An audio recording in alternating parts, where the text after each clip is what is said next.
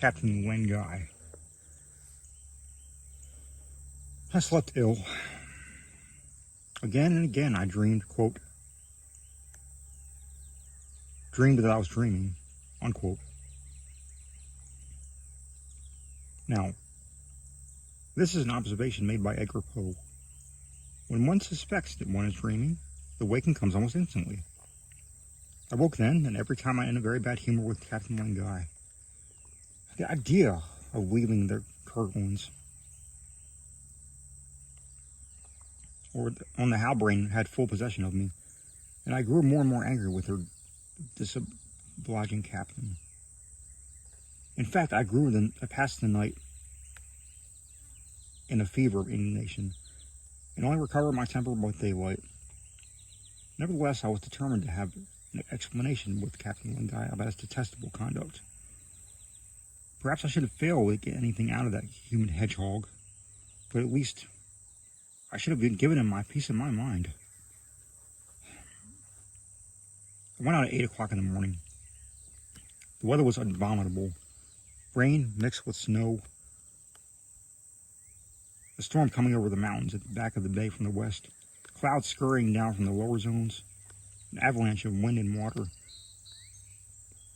It was not likely that Captain Guy had come ashore merely to enjoy such a wetting and blowing. No one on the quay, of course not. And as for my getting on board the Halbrane,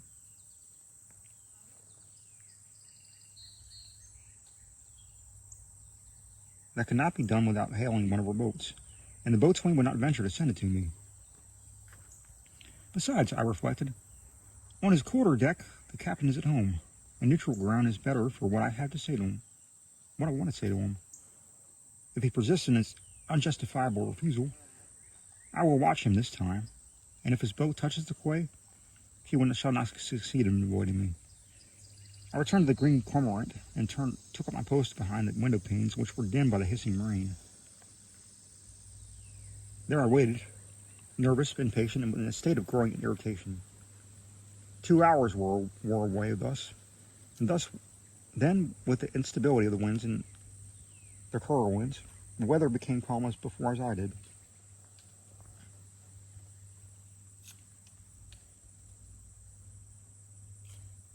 I opened my windows. At the same moment, a sailor stepped into one of the boats of the Halbrane and laid one whole pair of oars, while a second man seating himself in the back without taking any the tiller ropes. The boat touched the landing place, and Captain Guy stepped on shore.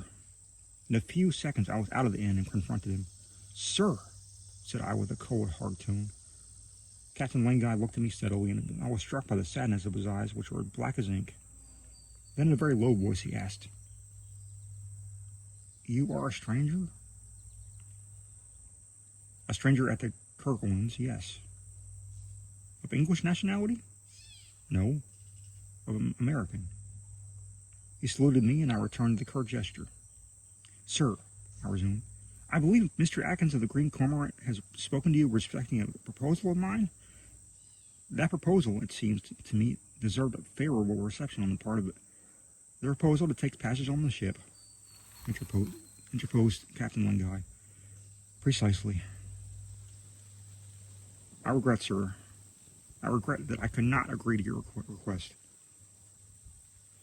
"Will you tell me why?" "Because I am not in the habit of taking passengers. That is the first reason. And the second, Captain? Because the route of the Halbrane is never settled beforehand. She starts from one port and goes to the other, just as I find it to my advantage. You must know that I am not in the service of the ship owner. My share in the schooner is considerable, and I have no one but myself to consult in respect to her. Then it entirely depends on you to give me a passage?" "That is so, but I can only answer you by a refusal, to my extreme regret." "Perhaps you will change your mind, Captain, when you know that I care very little what the destination of your schooner may be. It is not unreasonable to suppose that she will go somewhere indeed." I fancied that Captain Guy threw a long look toward the southern horizon. To go here or to go there is almost a matter of indifference to me. What I desired above all was to get away from the Kerguelen at the first opportunity that should offer. Captain Lenguy made me no answer. He remained in silent thought, but did not endeavor to slip away from me.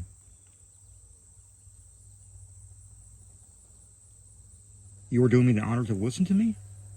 I asked him sharply. Yes, sir. I will then add that if I'm not mistaken, and if the route of your ship has not been altered, it was your intention to leave Christmas Harbor for Tristan d'Acunha. Perhaps for Tristan d'Acunha, perhaps for the Cape, perhaps for the Falklands, and perhaps for elsewhere. Well then, Captain Guy, it is precisely elsewhere that I would want to go, I replied ironically, and trying hard to control my irritation. Then a singular change took place in the demeanor of Captain Lenguy. His voice became more sharp and harsh, and very plain words he made me understand that it was quite useless to insist, that our interview would have already lasted too long. That time had passed, and he had business at the port. In short, that we said all we could have said to each other. I put out my arm to detain him. To seize him would be a more correct term, and the conversation ill begun seemed likely to end still more ill when the odd person turned toward me and said in a milder tone, "Pray, understand, sir, that I am very sorry to be unable to do what you ask, and to appear disobliging to an American. But I could not act otherwise.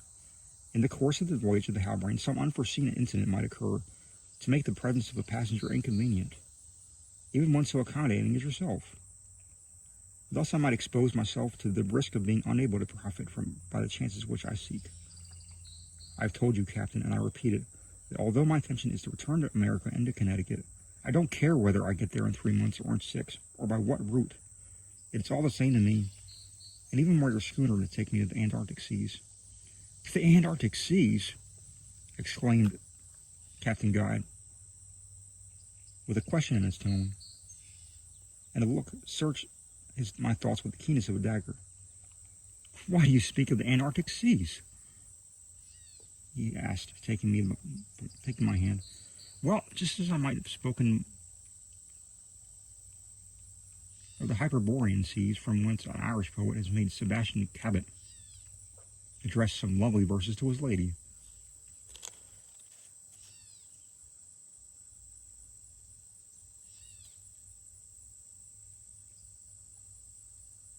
"I spoke of the South Pole as I might have spoken of the North."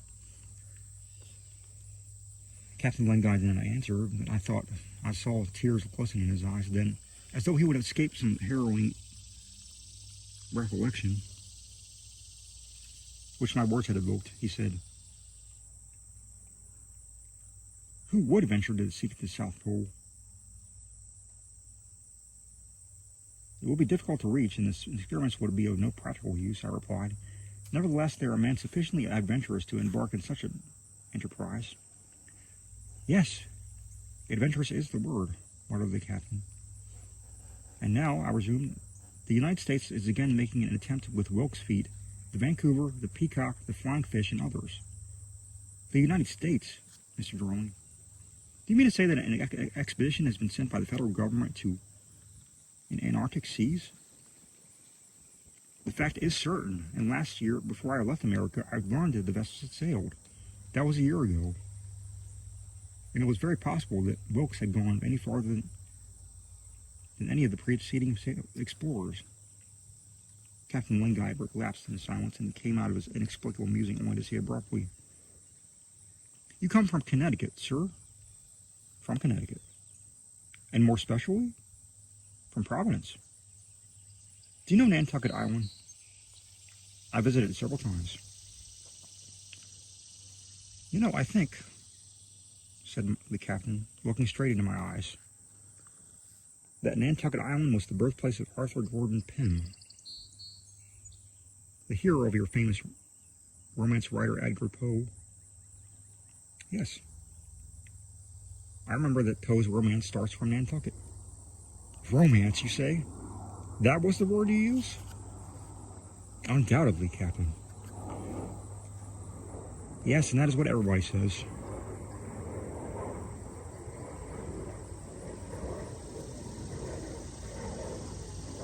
But pardon me, I cannot stay with you any longer. I regret that I cannot alter my mind with respect to your proposal, but at any rate, you will only have a few days to wait. The season is about to open. Trading ships and whalers will put in at Christmas Harbor, and you will be able to make a choice, with the certainty of going to the port you want to reach. I'm very sorry, sir, and I salute you. With these words, Captain Lenguy walked quickly away. An interview ended differently from what I expected, that is to say, informal, although polite fashion. As there was no use in contending with the impossible, I gave up with the hope of passaging on the Halbrane, but continued to feel angry with her intractable captain. And why should I not confess that my curiosity was aroused?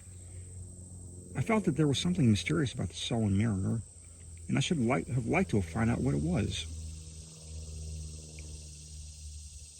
That day, Atkins wanted to know whether the Captain Lenguy had made himself less disagreeable. I had to acknowledge that I had been no more fortunate in my negotiations than my host himself, and the avowal surprised him not a little.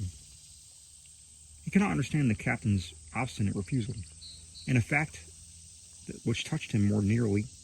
The Green Cormorant had not been visited by either Lenguy or his crew since the arrival of the Halbrane. The men were evidently acting upon orders. So far as Hurlygurly was concerned, it was easy to understand that after his imprudent advance, he did not care to keep up useless relations with me.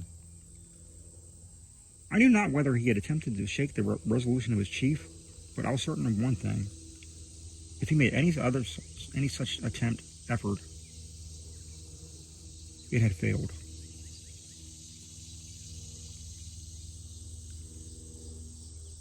During the following 3 days, the 10th, 11th, and 12th of August, the working of repairing and revictualling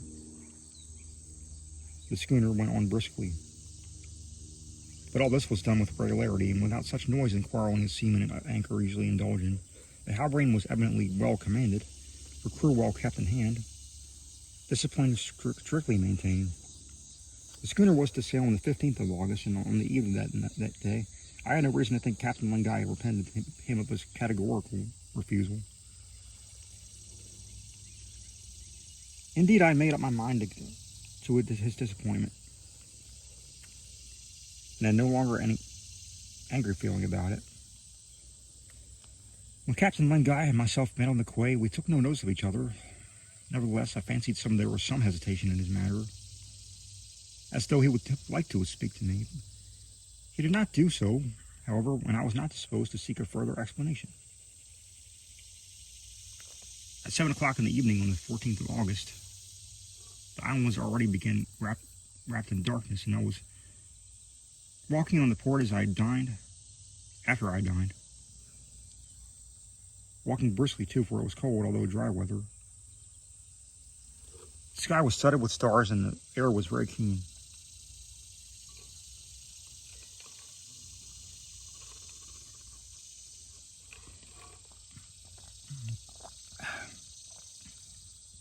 I could not stay out long, and was returning to my inn, when a man crossed my path, paused, came back, and stopped in front of me. It was the captain of the Halbrane. "Mr. Drolling," he began, "the Halbrane sails tomorrow morning with the ebb tide." "What is the good of telling me that?" I replied, "since you refused—" "Sir, I have thought it over, and if you have not changed your mind, come aboard at 7 o'clock. "Really, Captain," I replied, "I did not expect this relenting on your part. I repeat that I have thought over it, and I will add that Halbrane shall not proceed direct to Tristan d'Acunha. That will suit you, I suppose?" "Oh, to perfection, Captain. Tomorrow morning at 7 o'clock I shall be on board." Your cabin is prepared. "The cost of the voyage—" "We can settle that another time," answered the captain, "and to your satisfaction. Until tomorrow morning, then?" "Until tomorrow." I stretched out my arm to shake hands with him upon our bargain. Perhaps he did not perceive my movement in the darkness. At all events, he made no response to it, but walked rapidly away and got into his boat. I was greatly surprised, and so was Atkins when I found him in the eating room of the Green Cormorant and told him what had occurred. His comment upon it was characteristic. "Oh, this queer captain," he said. "He's always full of whims as a spoiled child." It is to be hoped that he will not change his mind again at the last moment. The next morning at daybreak, I bade adieu to the Green Cormorant and went down to the port with my kind-hearted host, who insisted upon accompanying me to the ship, partly in order to make his mind easy respecting the sincerity of the captain's repentance, and partly that he might take leave of him. Also of Hurlygurly. The boat was waiting at the quay, and we reached the ship in a few minutes. The first person whom I met on the deck was Hurlygurly. He gave me not a look of triumph, which said as plainly as speech, "Ha! You see now, our hard-to-manage captain is given in at last. And to whom do you owe this but the good boatswain who did his best for you, and did not boast overmuch over his influence?" Was this the truth? I had strong reasons for doubting it, and after all, what did it matter? Captain Lengai came on deck immediately after my arrival. This was not surprising, except for the fact that he did not appear to remark my presence. Atkins then approached the captain and said in a pleasant tone, "We shall meet next year, if it please God, Atkins." They shook hands, and the boatswain took a hearty leave of the innkeeper and was rowed back to the quay. Before dark, the white summits of Table Mount and Havergal